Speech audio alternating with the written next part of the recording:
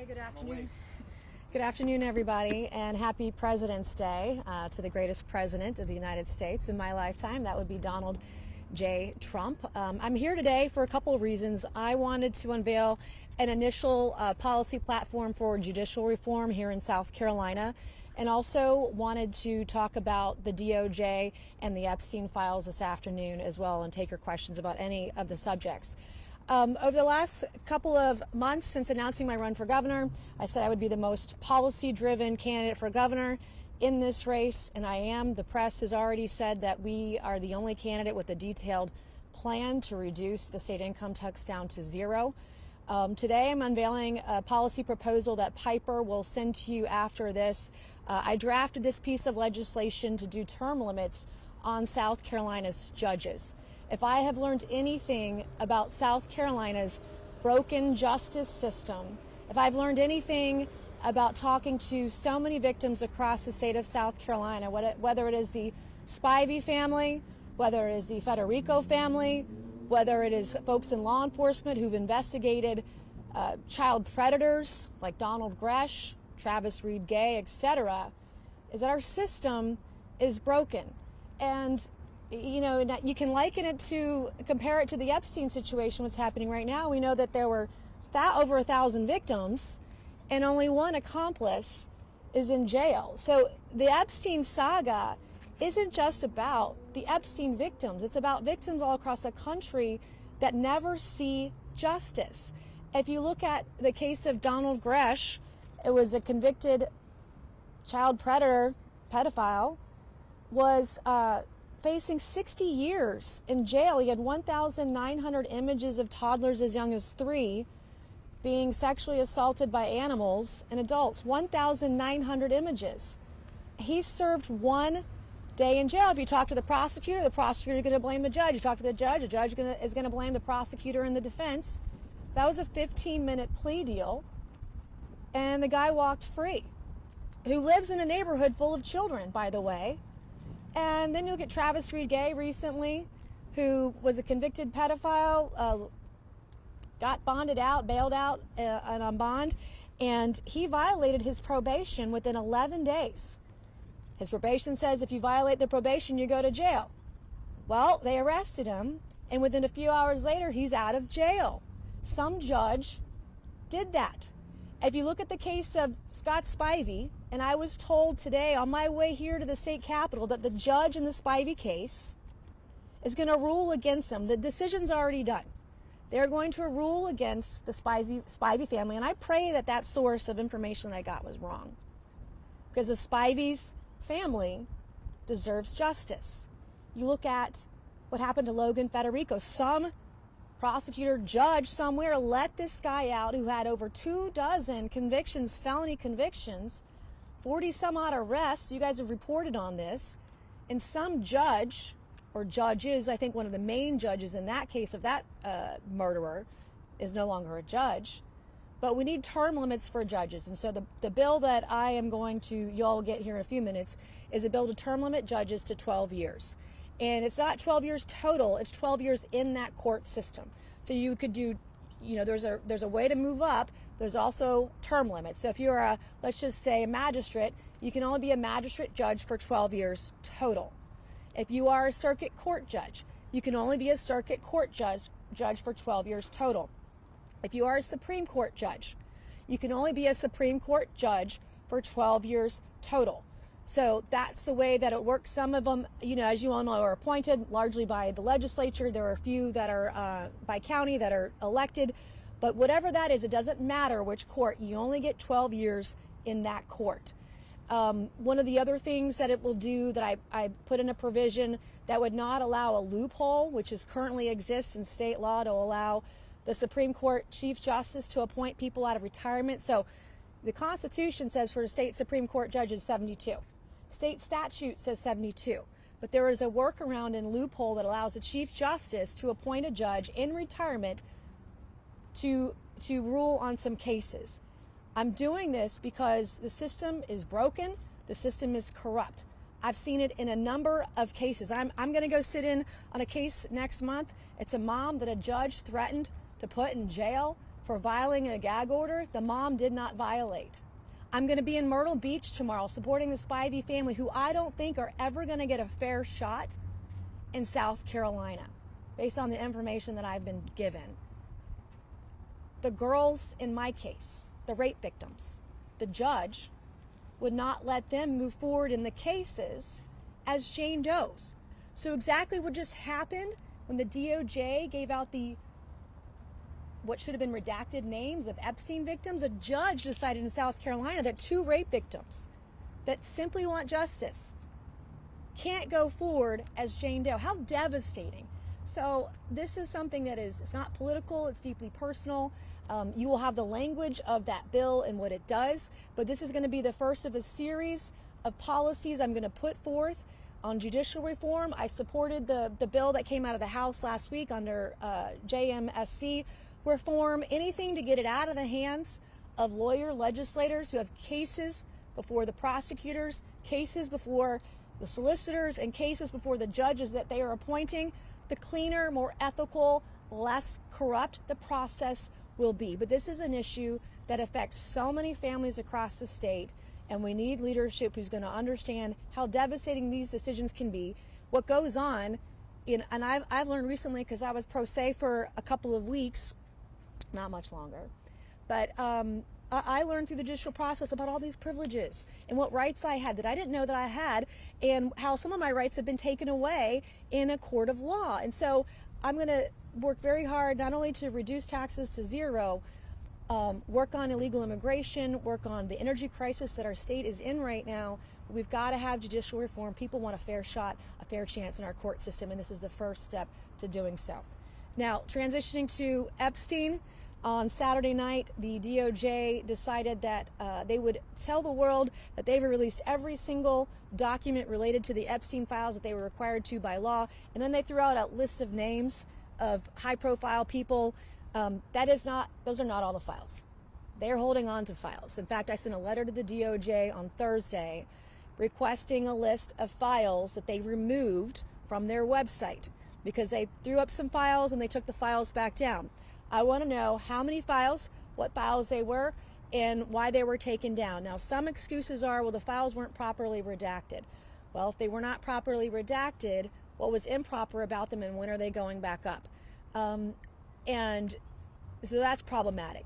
As I read through their letter and their excuses about how they are protected by certain privileges at the DOJ, they don't have those privileges, okay? So when a case is concluded and the investigation is over and there are going to be no more indictments, you can't hide behind a work product doctrine, work product privilege, and other privileges that they are citing, because the case is over and the case is closed. And I believe the DOJ has recently acknowledged they are not going to make any more arrests, and there's no indication that they are. So they cannot, it would not hold up in a court of law when a federal judge decides that they release all the documents properly. The answer is going to be no. And I'm going to fight hard. I have met with these victims. I've read through many of the files. Some were as young as 12 or even potentially younger. You had parents that some of them appear to have known what was going on. You have billionaires and prime ministers, former prime ministers, dignitaries, etc. And everyone walked free. And you're going to see more letters from me. Today I sent a letter to the Southern District of New York. Many of the files related to co-conspirators in the Epstein cases are from the Southern District of New York, and those files came to the DOJ redacted. I don't believe it. I think it's all a cover-up. And so I asked the Southern District of New York to provide those files to the DOJ, thereby to members of Congress unredacted, because in those files are names. And I want all of those names, and I will be releasing names at the appropriate time, and hopefully very, very soon. But I'm vetting all the names because they're not all predators, they're not all co-conspirators, some may be witnesses, but there were a lot of women in the files that were selling other women and underage girls to Epstein. One of the other things that you're going to see is tomorrow I'm going to release a letter to the CIA.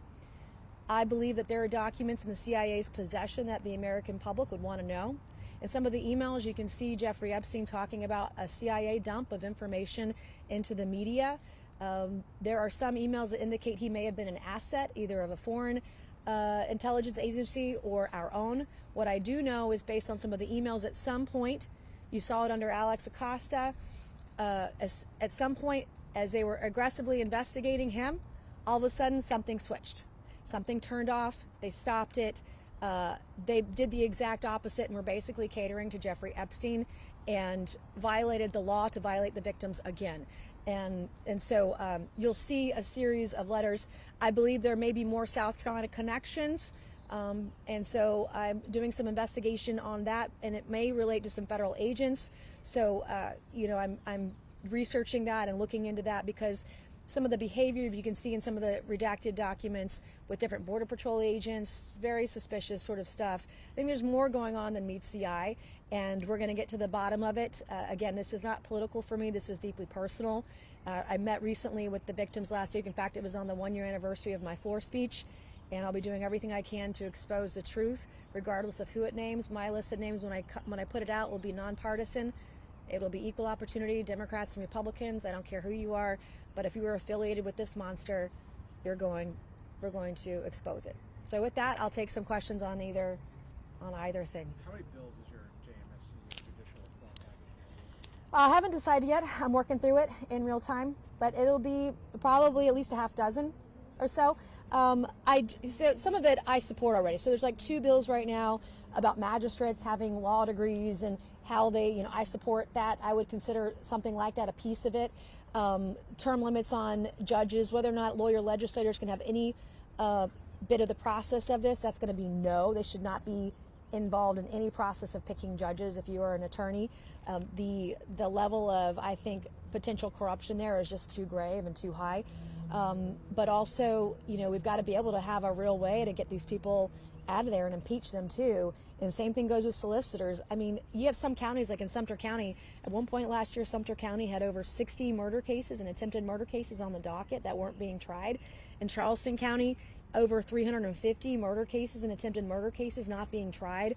The number of people that are coming to my office every day on different cases. There's a murder case that I'm going to expose here soon that was in another county. And this was a disabled man who was stabbed to death in 2017. And this was going to be a state prosecuted case. It's 2026, 9 years. Do you think there's ever been a trial? And his murderer is walking free 9 years later. So there's just so much that's broken with the system. I'm taking what I've learned and then going to show how to fix it. Are you going to try to push for the legislature is not involved in actually voting on judges? What's that? Do you want a situation where the legislature... Oh, for sure. I've drafted a bill for that already. Yes, I don't want the legislature involved, but again, they're never going to take that power away from themselves. They're never going to do that. I can propose it until I'm blue in the face, and I will propose it because there are some states, we're one of the only states in the country that does this, but in a lot of states, the governor might appoint some, or there might be some advising consent of the Senate, or some hybrid thereof, and I've put that policy together, which I'll be releasing to in the next couple of weeks. With a lot of these policy pushes, obviously they're coming on the heels of conversations that are still happening in the General Assembly. Mm-hmm. Obviously, like talking about specific facets of your proposal, it goes a little bit further than what they're proposing. Obviously, you're running for governor. When if you get there, you're going to be dealing with the General Assembly that's more or less going to be doing, I guess, having these conversations that voters want to have. So. In these instances where you're having your own proposals and the legislature is offering proposals that you appear to disagree with, would you just outright veto something you wouldn't agree with? No, everything's in a negotiation. So what I'm doing here by proposing policies that I've drafted is how I would operate as governor. So you're gonna see, and I've already seen a slate of policies that I embrace. And sometimes I embrace things from the legislature. Sometimes I disagree with the legislature. Sometimes I'm going to take the best of both worlds and say, hey, since this can't pass, try this, right? And so that's part of making it work, because my goal as governor is going to be the most productive governor in South Carolina history, which means you have to sit at a table and you have to do some give and take. And some of my bills might go a little further, some might go less, and then in some cases, like when I did the no tax on babies proposal, that was taking something that had already been proposed but slimming it down into something that could pass in a faster fashion. So what you'll see me do is propose things that would be easier for whether it's a conservative, a moderate, a centrist, whomever in the legislature that I think would be more susceptible to passing. I remember, not a year ago, but several months ago, we spoke and you talked about using the governor's office as a sort of a bully pulpit to get things across. There's that too. I'm hearing a bit of a shift in tone, though. Would you say you abandoned that approach? No, not at all. I mean, I think it's a little bit of both. If you want to explain something that's very bad going on, you have to say something. And so I've never been a shrinking violet. I mean, look what I'm doing right now over the Epstein files. Some would say against my personal and professional, to my detriment, but it's the right moral thing to do. I mean, I just watched a video that someone sent me on the way over here about a state senator saying that someone tried to entice him with $100,000 to vote on the tort reform bill. That kind of thing has to be exposed, and it can't go on. So I think it's a bit of both of negotiating. What you all haven't reported on yet is I'm the 22nd most bipartisan member of Congress. And so the press will report one thing. I've actually been very successful. I just passed a bill out of the Oversight Committee unanimously. Actually two bills. Every single Republican and Democrat on the committee voted for it. And so I know that if I'm looking at something I want to get across the finish line, well, where can I find that common ground? Where can we find that middle ground to actually get something done? And I know that as governor, I won't get everything that I want, but neither will the legislature. So, we do have to work together, and there's going to be a bit of that in the process. Congresswoman, on that note of sort of working with the legislature, but also standing firm on your priorities, are there previous South Carolina governors that you would look to as kind of a model on that? I'm my own person. Do you have timing on a lieutenant governor announcement? Nope. Do you have a short list or anything? Yeah, I got a short list. Want to share with us? Nope. No. No, it's all cooking with gas right now. We're cautiously optimistic. We have our first candidate forum tonight, and very much I'm looking forward to seeing everybody there. Any other questions? Representative Mace, Attorney General Pam Bondi released a letter to Congress saying no records were withheld on the basis of embarrassment, reputational harm, or political sensitivity. What would you say to that? That's not true. That's not true. And in fact, I spent the weekend reviewing some information, and there were pinhole cameras in every single room of every single property of Epstein's properties. Those were not, neither the audio nor the video were included in those files. There were cameras throughout his planes, audio and video. Those were where are those? There are files that have been taken down off the DOJ's website. One of them is actually highly embarrassing to me, because it's just somebody, right after I announced my run for governor, put something out there about me and Ron DeSantis from, 20 years ago, which I didn't even know Ron DeSantis was a person back then, but they should disclose that. That's in the files, and it was taken down. Why was it taken down, right? Everything should be put out there, but it's not, and a lot of the information they have is redacted. So, for instance, when it comes to the co-conspirators and naming names of those individuals, you can't name the names. I can't read the names on the Southern District of New York documents because they were redacted when they came over to the DOJ. What's that about? And why are they hiding it? Speaking of that document, I remember another name of that, Steve Bannon. Steve Bannon's come up in other files, and obviously there's millions that haven't been released yet. Yeah. Just given his presence in those. Do you feel the documents that haven't been released, would they exonerate President Trump in this conversation? Trump has already been exonerated. He's been exonerated by Virginia Giuffre. He's been exonerated by all the victims. And I wish that the president I think he's gotten some bad advice. I think that if his advisors had told him, say the files exonerate you and get them out 8 months down the road, I think there'd be more prosecutions. There are people in those files that need to be prosecuted. And there are people in those files that need to go to jail. And some of those people are billionaires, and some of those people are dignitaries or former dignitaries, some with titles and tiaras, right? And they need to see a cold, dark cell. And we're going to get to the bottom of it. I'm going to be naming names. I've done it before, and I will do it again. But I want to make sure that I'm not naming a real victim, a real underage victim. That's very important to me because their names were exposed, and I don't want to accidentally do that. But I mean, I'm in possession of names of people. There were a lot of modeling agents that were female, even, that were, giving him girls. And the email that talks about the Brazilian girl and a 9-year-old, that was a typo. I believe she was 19, not 9. That was a female modeling agent sending him an image of a woman who was naked or undressed. And, I'm going to put her name's going to be in the files. So But it's just I'm just one person, and it's a lot. It's deeply disappointing to see people who lied. I mean, why did you go hang out with a pedophile on Pedophile Island with your kids? Why would you joke about being a pedophile with a pedophile and, invoke the 25th Amendment with someone who's supposed to be your friend, the president, right?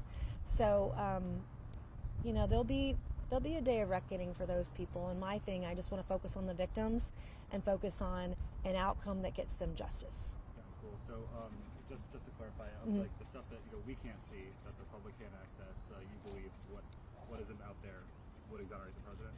Oh yeah, for sure. Okay. The president's exonerated. He was a whistleblower early on. He's exonerated in the stuff everything I've seen. Great, thank you. Congresswoman, last week you made some statements about the lieutenant governor saying that she needed to apologize to President She does. Trump She needs to fire the folks on her team who tried to insinuate that on the anniversary of my speech that I'm a child pedophile. And if you take that logic, so too is Ron DeSantis and Donald Trump. She owes the president an apology, the sitting governor of Florida, and me.